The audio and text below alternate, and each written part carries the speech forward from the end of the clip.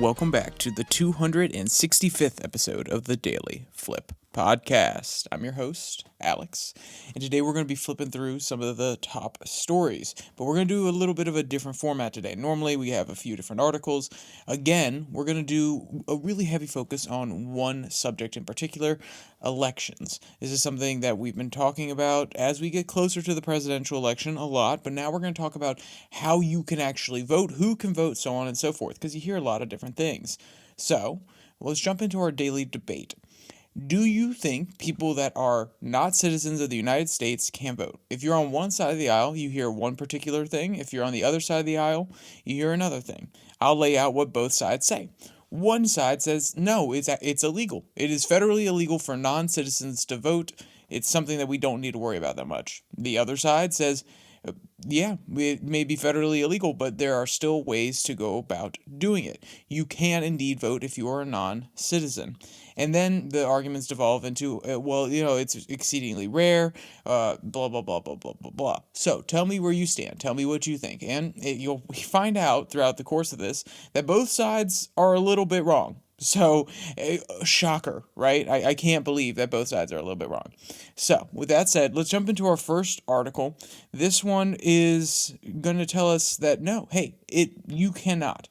You cannot vote if you are not a citizen of the United States of America in federal elections. It's a little bit different on local elections, such as places like California. I believe New York is also doing a law currently that would allow people to vote in local municipalities such as school boards and things like that. But we're going to lay out both of these very quickly, and then we're going to go into the research, because I want to refute some of the things, and this is not that much research. I say a research episode. I spent probably an hour yesterday going through the different methods, and then I went back and spent another 30 minutes expanding on it today, finding the links, making sure everything was correct, actually finding a little bit more information, which is even more useful. So this article comes from the League of Women Voters of California. So, how it starts off, it kind of gives you a little bit of a Snoops vibe. It says, the claim, California is registering non-citizens to vote. The facts, as of November 8th, as the November 8th election approaches, some social media users are reviving concerns about people who are not legal citizens being allowed to vote. Among the latest false claims is that California, the nation's most populous state, is registering non-citizens ahead of the decisive midterms. And then it goes on to quote a few different people who I'm not going to read from because they have their perspective, which I think is a little latent. I want to get back to the actual reporting in here. Quote, still, federal law bans non-citizens, which includes green card and visa holders, from voting in federal elections. So it lays it out pretty simply there for us. It puts it out there in the plain language. If you are not a U.S. citizen, you are not allowed to vote. It is illegal. So, you made me think, okay, hey, well, conversation done, Alex. I mean, it's illegal for them to vote. Yes, it is illegal for them to vote. But does that stop people from actually registering to vote? Does that actually mean that the safeguards are in place to prevent it? So let's jump to another article that talks about this, which comes from Just the News. And the headline reads, Democrats deny non-citizens are voting in federal elections while Republicans seek to prevent it. And I'm just going to read the first part of this one because we're going to actually return to this to examine some of their claims afterwards. So one of the first quotes in the article is, quote, Democrats on the House Administrations Committee claimed during a hearing titled American Confidence in Elections, Preventing Non-Citizen Voting and Other Foreign Interference on Thursday that the discussion of non-citizen voting is an attempt by Republicans to undermine the results of the 2024 election. So they're saying, hey, this is preemptively laying the groundwork to say that Donald Trump lost. Quote, Rep. Joe Morole, I believe is how you pronounce his name, he's a Democrat of New York, said, quote, said flatly at the hearing that non-citizens are not voting in the United States elections and that Republicans are using the non-issue to explain why former President Donald Trump will lose the 2024 election. So they go on to talk about the process of the hearing a little bit more. I'm sure that if you are really passionate and you want to hear about the hearing, you can go watch it on C-SPAN and not have a whole article explain it.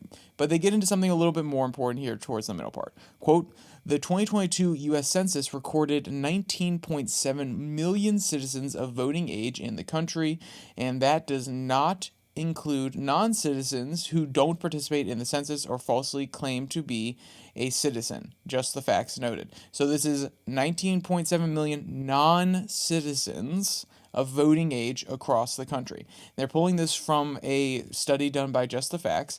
Quote, however, according to a study by Just the Facts, 10 to 27% of non-citizens are registered to vote in the United States. About half of them, 5 to 13%, will illegally vote in the 2024 presidential, congressional elections. And that's a quote from the study. So, you may be saying, okay, well, hey, Alex, we just established a minute ago that it is illegal to vote. And this right here, they're not saying that it is legal to vote. They're saying that these people will illegally vote. They're saying that there are actually mechanisms in place which would allow them to vote. And that is where the conversation is. Not whether or not they are not allowed to vote. It is whether or not they actually choose to vote. So the question should then become, at least in my mind, it instantly becomes, why would they be allowed to vote? Why would anybody that is a non-citizen be allowed to vote? Well, obviously federal law says they're not, but maybe we should use the word capable. How would they even be capable of voting? How could you participate in the process of voting in the elections, even if it is illegal, without being a United States citizen? And this is where we get into the data behind which state have voter ID laws and which ones do not. So one of the contentious states that was talked about in the first article is California. I have right here, this is from the ncls.org, so the National Conference of State Legislators, and this is a map that tells you which states have voter ID laws and which do not. I will give a few examples. California, no documents required, and there is a range of 5. So we have the strictest, which is strict photo ID, strict non-photo ID. We have photo ID photo ID requested. And then there's another category before we get to no ID, which is ID requested, photo not required. So strict photo ID, Ohio, we're talking about the states like Georgia, North Carolina. This is something you're going to have to bring your driver's license, 100% strict ID. Then we have our non-ID but still strict. So we're talking about places like North Dakota. We're talking about Arizona, where you would have to have some sort of documentation that you are a resident. And for the most part, these are going to be more like citizen documents as well. So maybe it's a social security card. Maybe it's something that doesn't necessarily have your photo ID but still identifies you as a citizen. And they do vary from state to state, so I'm not trying to pretend like that covers all of them. Then there's photo ID requested. So we're talking about states like Texas. We're talking about Louisiana, Florida. And if you notice, some of the ones I listed there, they're pretty red states and they don't have strict photo ID laws. This has been a talking point of people on the right for a long time. Hey, they need a photo ID. But apparently the push hasn't gone through in those states yet. And then we get down to ID requested, photo not required. So this is something like Virginia, Kentucky, your Iowas. So we can see here, and I also mentioned the no documents earlier, so California, DC, Maryland. So you can see there's a wide variety here, which doesn't necessarily give us an insight as to whether or not it actually is harder or easier for non-citizens to vote. It's just saying what they're required, and it doesn't even specify how you would get some of these actually important IDs. So I'm going to do 2 specific test cases. We're going to look at New Mexico, and we're going to look at the District of Columbia. And the reason I think this is very, very important is because even though both of them fall into the no document required to vote category, they have very different ways that they actually approach getting people to be able to be registered to vote in the case of DC, in their district, in the case of New Mexico, in their state. And this is where it is very important to look because, hey, if you're registered to vote, if actually registering to vote is a little bit more difficult, but you don't have to show ID when you go to the place, but you have to be on the registration rolls, then guess what? Even though, and there are plenty of other issues with it, I still think that this addresses the base issue, which is could people illegally vote? Because they would have to be on the registration or they would have to be on the voter rolls when they go to the location. Sure, somebody could falsely claim to be somebody else. You could make that argument, and I don't want to go down that road because it's a totally separate one. But when it comes to actually being able to vote, when it comes down to whether somebody would be able to get their name on the rolls, and we're assuming everybody's coming in pretty good faith, they have two very different approaches in District of Columbia versus New Mexico. So we'll go to the same National Conference of State Legislators website, and let's be clear, I will be putting all of these links in the description so you can go research this yourself. You don't just have to put your faith in me. At some point, I will put elements into these videos, but we are not quite there yet. So let's look at New Mexico. Voters must have state name and address after providing identification, which can be written or verbal confirmation of name, address, date of birth, and sign the polling book. So they have to sign the polling book. You also have to do that in California, but I said we're going to focus on District of Columbia. So the District of Columbia, all you have to do is sign the poll book. And what do election officials have to do? Because it says here, separate category, voters must, and that was the category I just read you. Now there's the election officials must. And what does it say for District of Columbia? None. So no strict scrutiny. And then in New Mexico, the opposite is the case. Announce name, confirm the voter is on the registration list. So there you go. In New Mexico, you have to be verified that you are on the voter registration list. And in DC, you just have to sign the poll book. So let's say that is the end of it. Well, it's not the end of it, but even if it was the end of it, that's a pretty big discrepancy. That's a pretty big difference. All you have to do is sign the poll book. You don't even have to verify your name or your address in DC versus having to do it in New Mexico. At least in New Mexico, they have to look on the voter rolls. So then the question becomes, how do you get on the voter rolls in this state? Because somebody could just say, oh yeah, no, it could be really easy to get on the voter rolls. You could be somebody who is not a citizen of the United States and then get on the voter rolls and go vote. So then there tacitly wouldn't be any difference between how you actually go about things. And let's even give a good faith interpretation that both people who come to the polls here, that in this fictitious scenario in DC and New Mexico, let's say they both present their photo ID, they present their driver's license, just to give a good faith example and also to really show the differences in the next stage that we're going to go to in the argument/research that I want to present.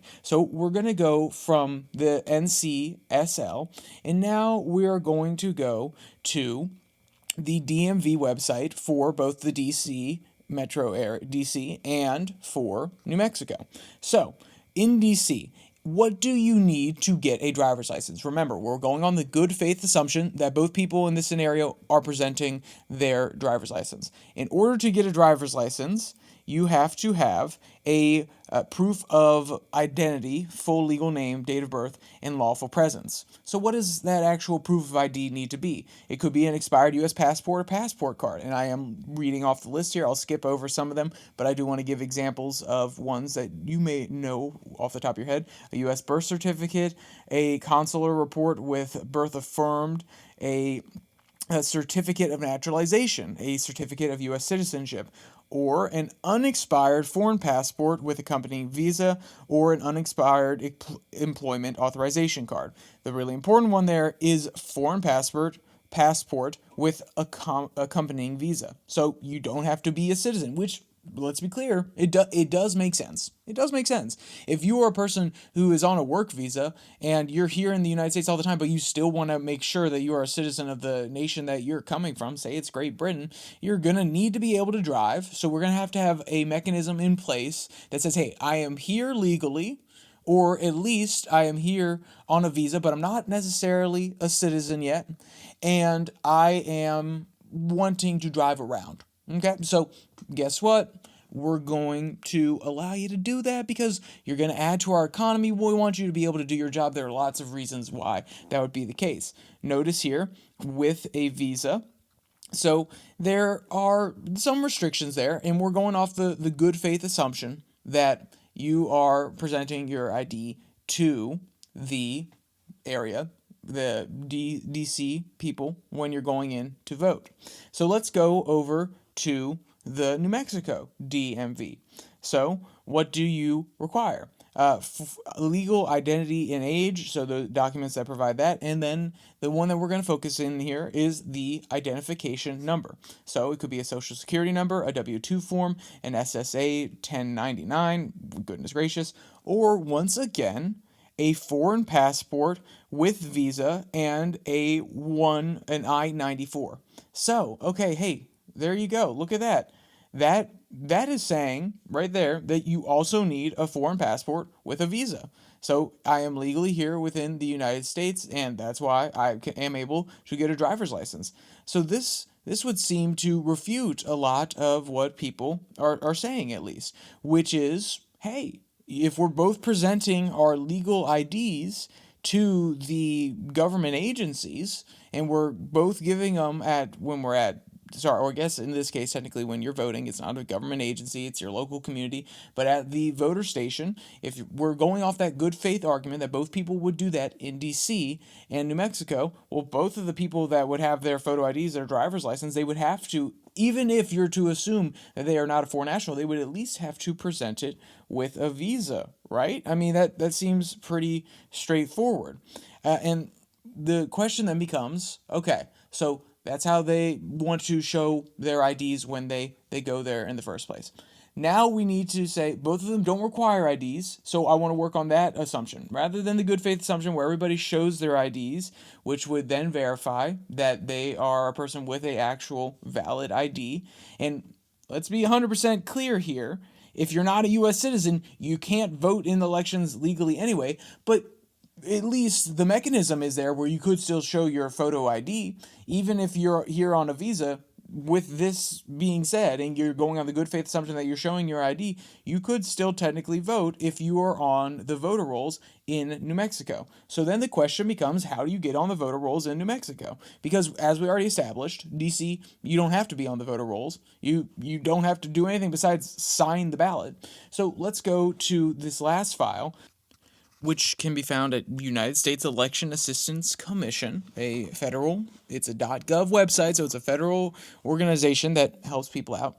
And this is for the National Voter Registration Form. So I am working off the assumption, and let's be clear, this is an assumption, that these are going to be the rules that most people would have to participate in anyway in order to actually get their name on a voter roll normally. Actually, I would assume if you're going to vote by mail, it might need to be a little bit more stringent. But let's go to the requirements by state. So first, I want to go to DC because we were talking about DC, and it's also a great example of what you need. So right here, the ID number that would be required, there's a special box on this form. It's box number 6. The ID number that would be required is the federal law now requires, quote, that all voter registration applications must include either the applicant's driver's license number or the last 4 digits of their social security number. So now the federal law requires it. DC is also complying. So you could put in your driver's license number, and that would be sufficient. And as we went through earlier, if you are a citizen that has an ID, no big deal. If you are a person from another country, you can still get the driver's license with a valid visa. So you're here on a visa, you can get a driver's license, and therefore you could vote in DC because that is the only type of registration information that you would have, or ID number in box number 6 of this registration form that you would have to provide. And let's jump to the one for New Mexico. How stringent are they? Because remember, they don't require photo IDs. So we did a good faith situation where you're presenting your photo ID. We did a bad faith or just a normal applying to adhering to the rules of the state situation where you don't actually show a photo ID, but you still have to be on the voter rolls in New Mexico. So what does it take to get onto the voter rolls in New Mexico? That becomes the next question, or at least that becomes the next logical question in my mind. Maybe not everybody agrees with me on that. So we'll go to New Mexico, and it says here that for a ID number, box number 6, that you will have to fill out, you are required to put in your full social security number. It is required. This registration card contains your social security number and will become part of your permanent voter registration records of your locality. So guess what? You have to have a social security number. Now, there are probably ways to get fake social security numbers, no doubt about that, but that is something unique to United States citizens. Things may change in the future, but right now, that is unique to a U.S. citizen. So, there we go. Look at that. If you want to be on the voter rolls in New Mexico, and you don't have to show your ID when you go there, all you have to do is say your name and your address and verify that you are on the voter rolls, you have to at least give your social security number when registering. Versus if you go to a place like DC and you don't have to present an ID, you don't actually have to present I'm already on the voter rolls. Is basically roll up and say, hey, I'm voting, and all you have to do is sign it. And let's be clear, if somebody who is an illegal resident within the United States, a person who is not a non-citizen, if they were to do that in DC, then guess what? That is illegal. It is federally illegal. They cannot do it under law. But that doesn't mean that they are not capable of it. Doesn't mean that the process is open to them being able to do it. And that's where the Republicans' concerns come from. That's where this conversation always gets derailed. Because people on the Democratic side, they say it is illegal. And then, guess what? The people on the Republican side are saying, okay, yeah, we're not disagreeing that it's illegal, but you're missing the point. The door is open. Guess what? It's illegal in most places, and especially in Virginia. If you go above, I believe it is 80, it is instantly reckless driving. That is illegal. Guess what? People do it all the time. People do it all the time. Just because something is illegal, it doesn't mean people don't, that doesn't mean that it stops them from actually doing it. Now, those rules are there in place, and people who do go 80 every once in a while do get pulled over. They do get caught, and it does deter some people from doing it. If somebody was to illegally vote and they were found out, yeah, they are definitely going to a federal prison, or they might even just be deported if they are able to track them down and they are a non-citizen of the United States. So I'm not trying to pretend as though, the door's just open and everybody's doing it. But that's what the concern is. The door's open. Maybe we should close the door. And we did start this with California. So we started at the very beginning talking about California because that's where a lot of the conversation revolves around. So let's go to this form and let's look at California and what ID number requirement they have. And if we go here, their number 6 box, their ID number. When you register to vote, you must provide a California's driver's license or California identification card. And I have not looked up, because this is a spur of the moment thing, I have not actually looked up what the DMV requirements for California are. So we're going to spend 2 seconds. We're going to spend 2 seconds doing this because I want to prove how easy it is for you to go do this yourself.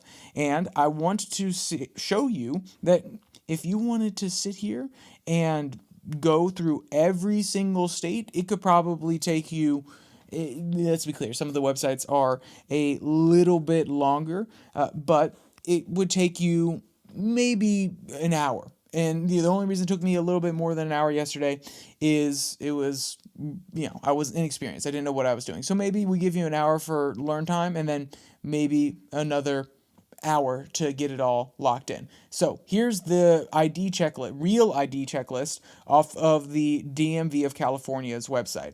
You could have a valid U.S. passport, a valid permanent residence card, a foreign passport with a visa, a certification of naturalization, a valid permanent residence card with a notice of action, approval notice, a U.S. birth certificate, a valid foreign passport stamped process for I-551. I don't actually know what all that means. So maybe it would take you a little bit longer to go through and do all those. But once again, we see a person who is here in the United States with a passport and a visa. Now, I think that this is where we're getting a little bit trickier here, because now I need to ask the question, since we're working our way back up to the front, I need to ask the question, okay, what do you actually have to have when you go to the California voter site? Because we've now established that even if you were to present a photo ID, you couldn't be somebody who was just here illegally. You would have to be here as someone with a passport from the country you're coming from, that's valid, and a visa. So, and that would get you a driver's license, which then could get you on the voter registration rolls. So do you actually have to be on those voter registration rolls in California? So we go back to our initial website, which is the National Conference of State Legislators, and it says here under voters must state name and address and sign the poll book. And then election officials must, oh, look at that, confirm voter is on the registration list. So California may not be the best example of what actually needs to be done. Maybe DC is a good example of where people could vote with a little bit less restrictions. So my point being that there are lots of narratives that go around this. There are lots of different talking points that aren't necessarily portraying things 100% accurately. Where Republicans do portray things accurately is that in California, there are non-citizens that are able to vote. It is just not on a statewide level or a federal level. It is on a municipality level, like I mentioned before. So we've been dancing around this narrative. We've explained how there are certain rules in certain places where you don't have to have an ID at all. All you have to do is sign the poll book. We've explained that in certain locations, you just have to have a driver's license to get onto those rolls. And then there are other places where you actually have to have a social security number. All of these groups here are within the groups of states / districts / localities, because DC is technically a district, but I'm just going to call it a locality, that do not require you to have any form of ID. And these would be vastly different in places that do require you to have ID. But my point being that we've examined 3 different cases here, and we have 3 wildly different variants, very different standards. And if you are a person who came here without a visa, in one place, it is extremely feasible that you would be able to vote with no issue. And in the other place that we mentioned, California, that has a little bit looser laws, they would require you to at least have a visa to get onto the registration roll, which we just established. You have to be on the registration roll in order to actually vote, or at least that is the job of the people who are at the election location to verify that you are on the registration list. And we also established in New Mexico that you have to be a United States citizen with a social security number to even get on the registration list, which will be checked by the people at the polling location when you go to vote. So 3 vastly different standards. But you see that in those 2 of those places, if you have a visa, technically you could vote.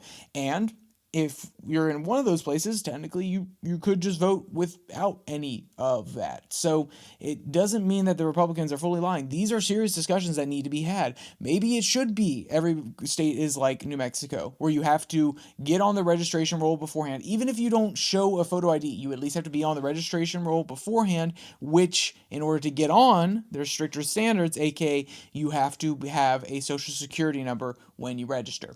I think that could be a middle ground, because some people say, well, hey, getting an ID is a little bit tricky for some people. Well, maybe we increase the standard on the registration side so we don't require that everybody has a photo ID, but you actually have to verify that you're a United States citizen when you register. I don't know if there would be pushback from that as well, because some people may not know their social security number. I'll tell you, I didn't when I first went to register to vote, and I had to worm my way into getting it. I didn't even have a card at that point. I didn't have a social security card until I was past 20. I had to order one when I was trying to apply for a new passport, and I was still able to do it. I didn't have to have the official card because someone else in my family at least remembered that number for me. Thank the Lord. But I do understand that there are some hurdles there, but maybe there should be some hurdles so we don't have a situation where people that are just here on work visas could actually technically vote and they're not U.S. citizens. Or we could have a situation like in D.C. where if you're in, let's be clear, we don't actually want this to happen. I'm not saying it does happen, but it could, in theory, happen where you just show up and you vote.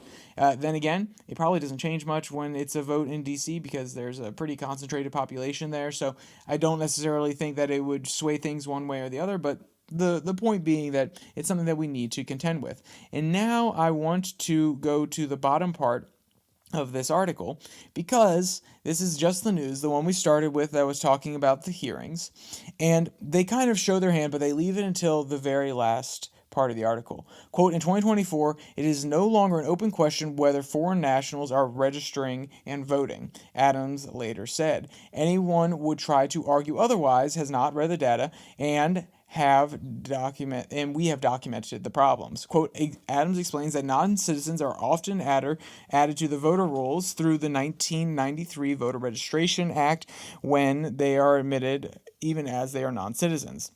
So according to the PILF report last May,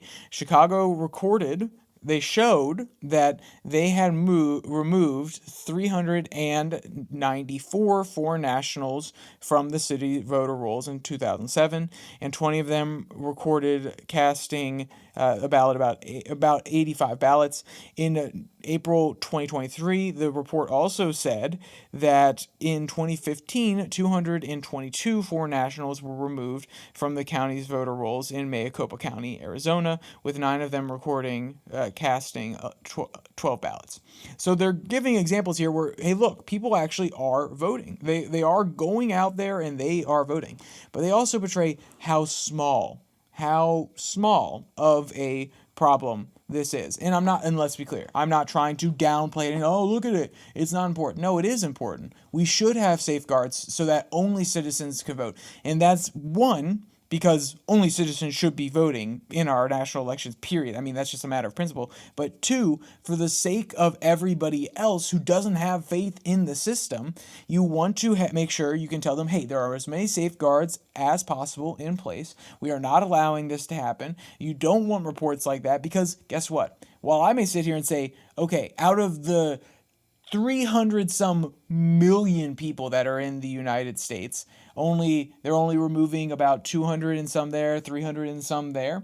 And you could technically make an argument that in small municipalities that could flip some things, maybe an electoral vote, if it's close to 1,000 legal votes in one location and it's a really tight race, sure, that could flip a electoral vote. Maybe, probably not, but maybe, especially if you're in one of the states that has split electors like Maine and I believe Nebraska, but those are going away here soon. So is it actually going to have the largest impact? No. But as we've seen with close elections, Biden versus Trump, the last one was pretty close. Gore versus Bush, very, very close election. So yes, these things can matter. And you don't even want to open the door. You don't want to have any of these cases come out and be able to be quoted and people say, hey, look, there's an example right there.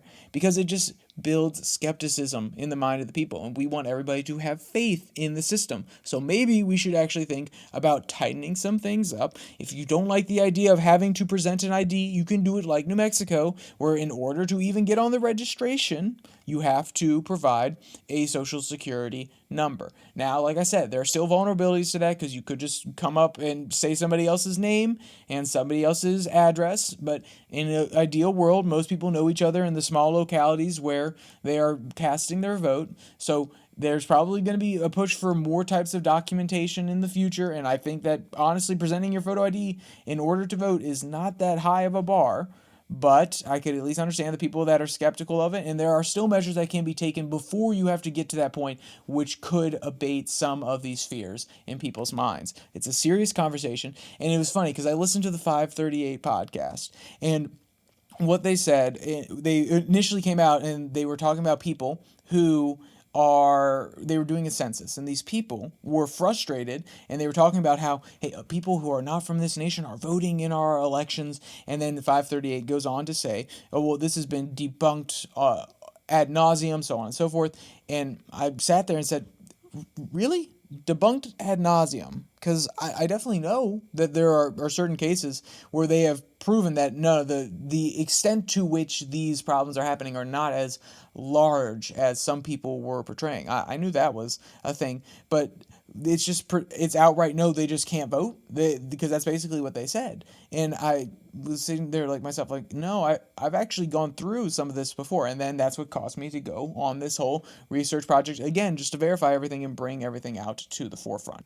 So I'm always happy to do something like this, do a little bit more research. I kind of like these research intensive episodes. They take more time, of course, but they're enjoyable. Going through some things, debunking some other things. I did one a little bit more research oriented last week, and probably a month and a half ago, I went through some tax returns for somebody to see where they were getting their funding from. That was actually a fun one as well. So I do enjoy this sort of thing, bringing some outside information, not just commentary. So thank you for joining me for this long one. We are going to end on our daily delight, as always. We just want to leave you with a smile on your face. So this one actually comes from it's a video, and I'll tell you now, it was absolutely hilarious when I first saw it. The headline is "Deer and Dog Play in Pennsylvania Backyard. It is too cute." And when they say it is too cute, they are not wrong. It is absolutely adorable.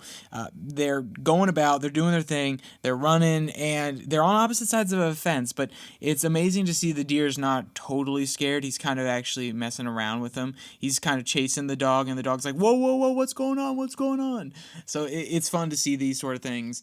I hope you can go take the time, go watch the video. If you read or listened to everything, you've already gone through all the other links, and you're like, wow, okay, what Alex laid out today is depressing, sad, I don't know. Some people have different adverse reactions to it. Go watch this video. And if you're a person that came out of it like, oh, well, hey, it was really fun to be here today, then you can leave on an even higher note. Go watch this Daily Delight. It's a fun video. Just like with all the articles, how I talked about, there will be links in the description. All of them, they'll be down there below the like and subscribe button. You can go see everything that I talked about here today. And with all that said, there's only one more thing to say. Stay safe. Don't die.